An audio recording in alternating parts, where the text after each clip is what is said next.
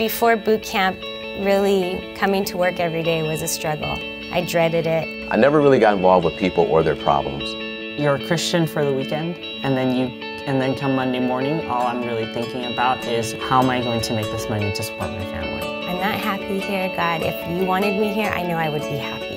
We just opened our second office, and so that required my wife and I to work 6 days a week. We were also neglecting our kids. You know, we weren't really spending as much time with them anymore. There are other people like me that have probably been in church all their lives. This boot camp session shifted my thinking. One of my employees, she's an 18-year-old team member, and she decided at some point that she was going to get married to her boyfriend. And I said, time out, no you're not. I'm going to pay for you to go through our Cottonwood premarital class. In business school, you look at your numbers and you make your decisions based upon the financial data that you have in front of you. When you code and you bill to the insurance company, the way you write the code determines how much you get paid. It becomes really tempting to write the codes in a way that you're going to get paid the most for, instead of writing the codes in a way that accurately reflects how you run your business.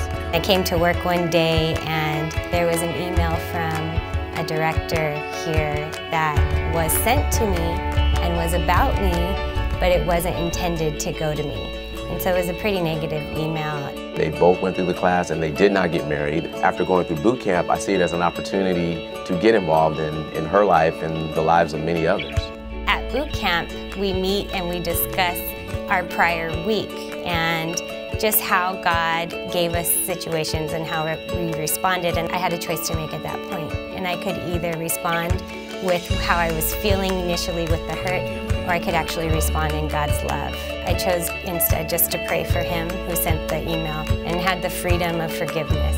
After boot camp, what God was trying to tell us was your family should be your focus. You shouldn't be profit-driven, you should be holiness-driven. You know, sometimes if a patient walks in, doing things pro bono might be what he wants us to do. One thing that I learned is that God puts you where he needs you to do his work.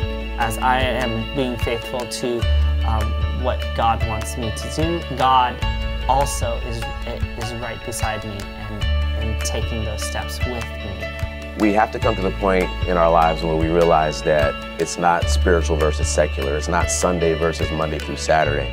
We have to get the idea that we are spiritual 24 hours a day, 7 days a week. Work is my worship to God.